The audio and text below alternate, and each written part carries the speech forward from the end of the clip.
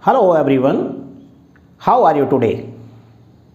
Welcome back to my class, Patsariya Chemistry Classes Gwalior.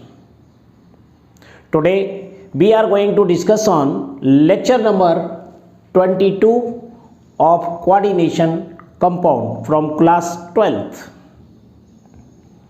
In this video, I will discuss about only one topic, linkage isomerism.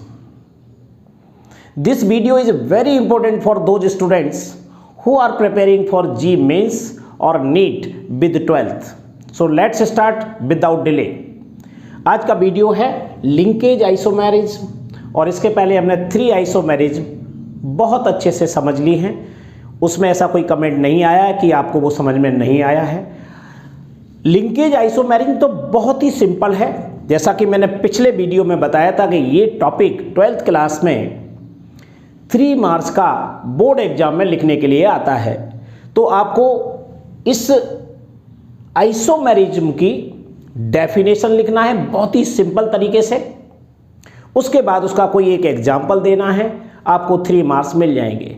और उस definition और उस example में ही competition का question छिपा हुआ है, उसी को मैं साथ में आपको बताऊंगा। इससे कोई भी कॉम्पिटिटिव स्टडी में भी आपको दिक्कत नहीं आएगी और आपको 12th क्लास के एग्जाम में भी कोई दिक्कत नहीं आएगी। तो चलिए इसकी शुरुआत करते हैं। सबसे पहले हम इसकी डेफिनेशन लिख लेते हैं।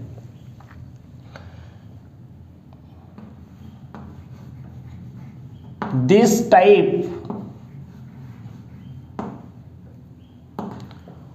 Of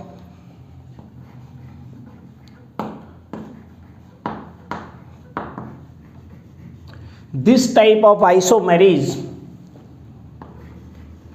is shown by those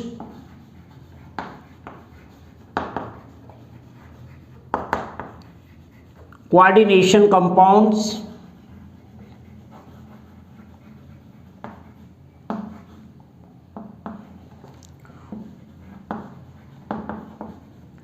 which contain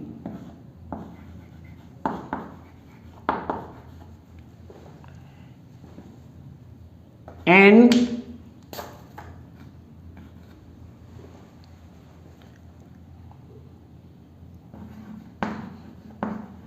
ambidentate ligand।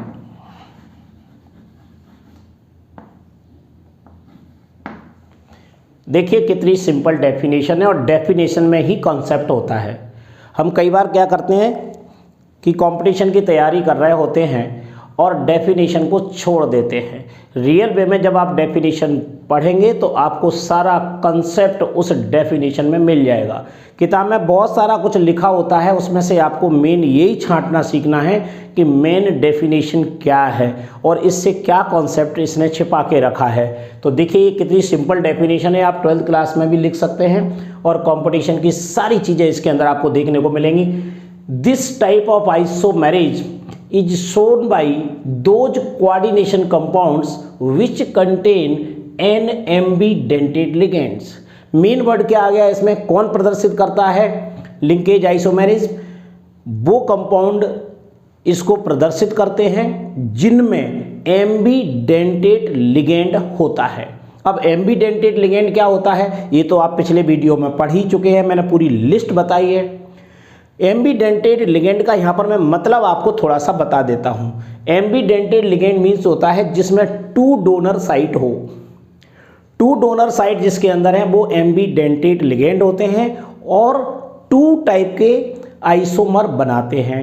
क्योंकि 2 डोनर साइट हैं तो एक डोनर साइट से एक कॉम्प्लेक्स बनेगा और दूसरी डोनर साइट से दूसरा कॉम्प्लेक्स बनेगा। डोनर साइट का मतलब होता है कि एक ही मॉलिक्यूल के अंदर अलग अलग एटम सेंट्रल मेटल से जुड़ते हैं और एक नया कंपाउंड बनाते हैं, राइट। तो ये है एम्बीडेंटेट लिगेंड, इसकी लिस्ट भी बता रहा हूँ।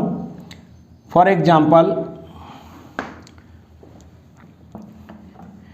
NO2 नेगेटिव, ये एम्बीडेंटेड लिगेंड है, इसमें एक बार N से जुड़ेगा सेंट्रल एटम, एक बार O से जुड़ेगा, तो 2 डोनर साइट इसके अंदर मिलेंगी, तो ये एम्बीडेंटेड लिगेंड कहलाता है। इसका स्ट्रक्चर अभी मैं बनाऊंगा। दूसरा एग्जांपल याद कर लो आप, CN negative, donor site N होगी और डोनर साइट C होगी। जब N से जुड़ेगा तो कॉम्प्लेक्स अलग होगा, C से जुड़ेगा तो कॉम्प्लेक्स अलग होगा। इस प्रकार से 2 आइसोमर इससे बन सकते हैं। तीसरा एग्जांपल आप याद कर लीजिए, SCN नेगेटिव, ये भी आपका एम्बीडेंटेड लिगेंड है। ETC, बस मैं इतना ही नाम दे रहा हूँ, इससे ज़्यादा देने की जरूरत नहीं है, और हमारे कोर्स रिलेटेड ये सबसे ज़्यादा इंपॉर्टेंट नेम है, तो इनको आपको तैयार कर लो। ये हमारे एम्बीडेंटेड लिगेंड है और इसी के द्वारा हमारी ये लिंकेज आइसोमेरिज्म होती है। बस इतना याद रखना है, किसी कंपाउंड के अंदर अगर एम्बीडेंटेड लिगेंड है तो समझ लीजिए वो लिंकेज आइसोमेरिज्म रिप्रेजेंट करता है। अब क्या करेंगे, ये वाले आइसोमेरिज्म के पहले मैंने दूसरे वीडियोज में मैंने सबका ये भी बताया कि इसकी प्रैक्टिकल वैल्यू क्या है, कैसे पता लगाएंगे कि ये आइसोमेरिज्म होती भी है या नहीं होती है। तो उसके लिए आपको 3 मेथड मैंने अभी तक आपको पॉइंट आउट किए थे पिछले वीडियोज में। कौन कौन से? नंबर 1 क्वालिटेटिव मेथड, एक था क्वांटिटेटिव मेथड और एक था इलेक्ट्रोलाइसिस मेथड। ये तीनों ही मेथड के आधार पर हम पता लगाते थे कि इनमें आइसोमेरिज्म कैसे कैसे रिएक्शन करते हैं और क्या क्या आयंस बनाते हैं, चार्जेज बनाते हैं, और एनोड और कैथोड की तरफ कैसे ट्रांसफ़र होते हैं। लेकिन इस वाले में इस तीनों की तीनों मेथड हमारे काम नहीं करते हैं। इनमें जो मेथड काम करेगा वो काफ़ी स्टैंडर्ड मेथड होते हैं जो 12th क्लास में नहीं पढ़ाए जाते हैं, लेकिन नाम पूछा जा सकता है, इसलिए पूछ सकते हैं इसकी डिस्टिंग्विश कैसे करेंगे आइसोमर की, तो वो मैं यहाँ पर लिख रहा हूँ। तो यहाँ पर लिख लीजिए,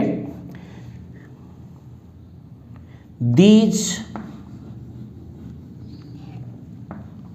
isomers can be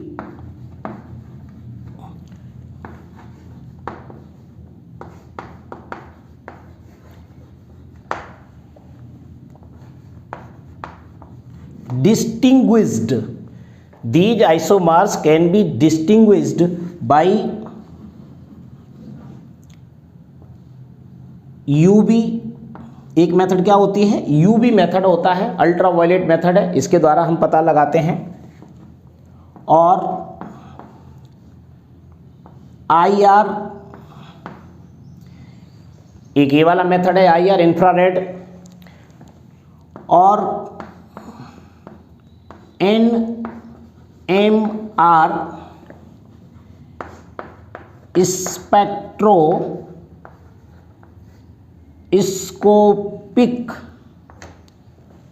स्कोपिक, दोबारा देख लीजिए, UV, IR, NMR स्पेक्ट्रोस्कोपिक, और एक्सरेज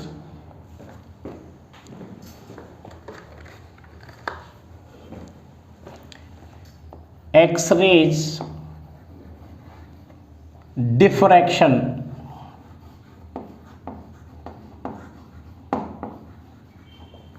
मेथड।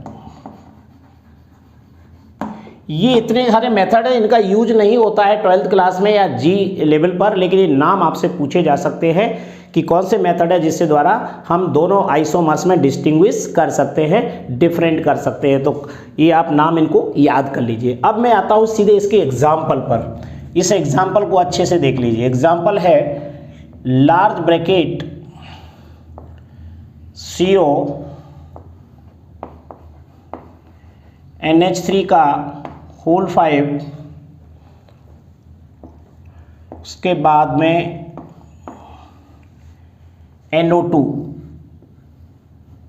मैंने इसलिए लिया है क्योंकि ये एम्बीडेंटेड लिगेंड है, 2 डोनर साइट है, बस इसमें हम डोनर साइट बताएंगे, उसी से आइसोमर चेंज हो जाएगा। इससे आपको इस एग्जाम्पल से बहुत अच्छे से समझ में आ जाएगा। बस यही एग्जाम्पल आप रट लीजिए, फिर तो आपको लिंकेज आइसोमर के लिए एम्बीडेंटेड लिगेंड की लिस्ट याद रखना है, और देखते ही बता देंगे कि इसमें ये आइसोमेरिज्म है। तो NO2 के बाहर आएगा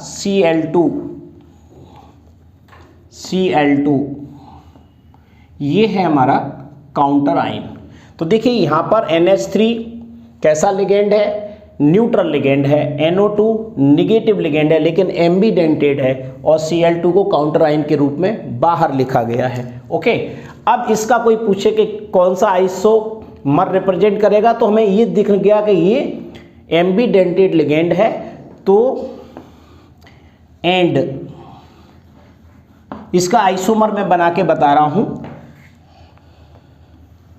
देखिए ध्यान से, कोबाल्ट CO NH3 में कोई चेंज नहीं करेंगे, NO2 को लिखेंगे ONO, ये इसका आइसोमर है। एक बार NO2 लिखा जाता है तो N के साइड से सेंट्रल मेटल से कोऑर्डिनेट बॉन्ड बनाएगा, इसमें O की साइड से सेंट्रल मेटल से कोऑर्डिनेट बॉन्ड बनाएगा। तो ये हो गया हमारा ONO, और यहाँ पर ब्रैकेट को हम क्लोज कर देंगे, और बाहर जैसा Cl2 लिखा है इसमें कोई अंतर नहीं आएगा। तो ये दोनों कैसे हुए, लिंकेज आइसोमर है। इस लिंकेज आइसोमर्स की वजह से इनके डिफरेंट स्ट्रक्चर्स होते हैं और इनके कलर भी अलग अलग होते हैं। ये जो पहला वाला आइसोमर जो आप देख रहे हैं, ये आपका येलो कलर का होता है। ये कैसा होता है, yellow, yellow in colour, yellow in colour. और ये वाला रेड इन कलर। इस तरीके से दोनों के कलर भी अलग अलग है, तो फिजिकल प्रॉपर्टी भी डिफरेंट होगी और केमिकल प्रॉपर्टी डिफरेंट होगी, डिफरेंट स्ट्रक्चर्स होंगे। इस तरीके से लिंकेज आइसोमर को इस टाइप से हम समझ सकते हैं। इन दोनों आइसोमर्स का मैं आपको IUPAC नेम लिख के भी बता रहा हूं, इसलिए कि दोनों साइड से जब ये अलग अलग जुड़ेगा तो IUPAC नाम में क्या चेंजिंग करेंगे जरा देख लीजिए। IUPAC नेम तो आपको मैंने बहुत सारे हर तरीके का बनाना सिखाया है। जब आप मेरा वीडियो देखा करें तो जैसे इसमें लिखा है ना लेक्चर नंबर 22, तो 1 से लेकर के 22 तक के आपको क्रम से सारे वीडियो देखते जाना है। इसलिए बीच में कोई ऐसा शब्द आता है जो मैंने आपके लिए छोड़ दिया है, वो प्लीज़ आप पुराने वीडियो से, पुराने मीन्स मतलब होता है क्रम से लेक्चर मैंने दिए हैं, हर रोज़ आपको वीडियो देता हूँ, क्रम से पढ़ते चले जाइए, आपको कोई दिक्कत नहीं आएगी। सॉरी। अब मैं इनका IUPAC नेम लिख के बता रहा हूँ। पहले नंबर में इसका IUPAC नेम लिखूंगा 1 नंबर वाले को, इसको मैं 1 नंबर दे देता हूँ और इसको नंबर 2 देता हूँ, इससे कन्फ्यूजन नहीं होगा। तो 1 वाले का IUPAC नाम लिखेंगे तो सबसे पहले क्या लिखेंगे, हम लिगेंड का नाम लिखेंगे। देखो, पेंटा एमाइन, पेंटा अमाइन हो गया, पेंटा एमाइन। अब साथ में आपका NO2 भी है, तो क्या लिखेंगे इसको, NO2 को नाइट्राइटो, पेंटामीन नाइट्राइटो। लेकिन इसमें सबसे नई बात यह है कि डैश लगा के मुझे N लिखना होगा, क्योंकि N के साइड से कोबाल्ट से अटैच है, तो इसको मैं लिखूंगा पेंटाएमाइन नाइट्राइटो N। ये इसकी नई बात है लिंकेज आइसोमेरिज्म के लिए। और उसके बाद में हम क्या लिखेंगे, इसका नाम लिखेंगे N कोबाल्ट, कोबाल्ट। उसके बाद यहाँ पर इसका ऑक्सीडेशन नंबर लिखते हैं और लास्ट में इसको लिखेंगे क्लोराइड, क्लोराइड। क्लोराइड में नंबर रिप्रेजेंट नहीं किया जाता है, लेकिन अगर इसका मैं ऑक्सीडेशन नंबर लिखूं तो ये तो हम इसमें से निकाल सकते हैं, आपको जो ऑक्सीडेशन निकालने का जो तरीका बताया है। लेकिन अगर यहाँ पर कोबाल्ट को देखेंगे तो इसका कोऑर्डिनेशन नंबर 6 है, तो 100% इसका ऑक्सीडेशन नंबर 3 ही होगा, जैसा ट्रिक मैंने पहले भी बताई है आपको। और अगर ऐसे नहीं निकालना है तो ऐसे निकाल लो, ये -2 है और ये -1 है तो -3 हो गए, बैक साइड में ले जाएंगे तो ये +3 हो जाएगा ऑक्सीडेशन नंबर मेथड से ही। तो यहाँ पर क्या लिख देंगे 3। इस बात को मैं सॉल्व इसलिए नहीं कर रहा हूँ कि ऑक्सीडेशन नंबर निकालना आपको पहले बहुत सारा मैं सिखा चुका हूँ, तो आप समझ गए होंगे मैंने कैसे निकाला है। ये मैंने 1 नंबर का नाम लिखा। 2 वाले में देखिए क्या चेंजिंग आता है, इसको लिखेंगे पेंटाएमाइन, पेंटाएमाइन। अब नाइट्राइटो यही लिखा जाएगा, नाइट्राइटो, लेकिन ये O की साइड से जुड़ा हुआ है तो यहाँ पर लिखूंगा मैं O, नाइट्राइटो O, उसके बाद मैं लिखूंगा कोबाल्ट। इसके ऑक्सीडेशन नंबर में कोई चेंजिंग नहीं आया है और यहाँ पर मैं लिखूंगा क्लोराइड, CHLORID। यहाँ पर IUPAC नेम की ज़रूरत नहीं थी, लेकिन ये बताया कि लिंकेज आइसोमर में जहाँ लिंकेज होती है उसको इस अक्षर के द्वारा N और O के द्वारा आपको रिप्रेजेंट करना पड़ेगा। तो ये दोनों आइसोमर, एक तो येलो इन कलर है, दूसरा रेड इन कलर है, दोनों की physical and chemical properties different हैं और स्ट्रक्चर्स भी डिफरेंट होते हैं, जो कि मेन कैरेक्टर होता है आइसोमर का। तो ये वीडियो में बस आपको इतना ही तैयार करना है, इससे ज़्यादा करने की ज़रूरत नहीं है। Next video will be continue. Okay, तो चलिए इस वीडियो देखने के बाद आपको कैसा लगा मुझे ज़रूर बताइएगा। वीडियो देखने के बाद अपने दोस्तों को शेयर कर दीजिएगा, लाइक कीजिएगा, कमेंट बॉक्स में मुझे बताइए वीडियो आपको कैसा लग रहा है, मुझे बहुत खुशी मिलेगी। Thank you very much. Next video will be continue.